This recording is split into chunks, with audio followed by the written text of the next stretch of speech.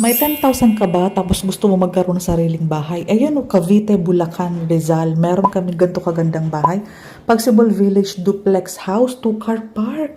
Semi-complete. Tipid na tipid ka na. Sino ba naman ang ayaw makatipid, di ba?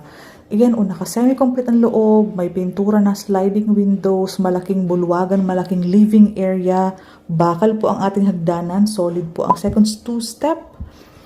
Covered po ang ating kitchen area. Bihira po magkaroon ng covered kitchen sa mga panahon ngayon. May heat insulator pa. Ang CR natin malaki. Ang CR full toilet and bath po ito. Kasama lahat ng fixtures. So sobrang tipid mo na po kay Pagsibol Village. Malaking lot area. May excess lot. Pwede maging third room. Gawan mo yan ng third room. Pwede mong bakuran. Pwede mong gawing tindahan kapag allowed na.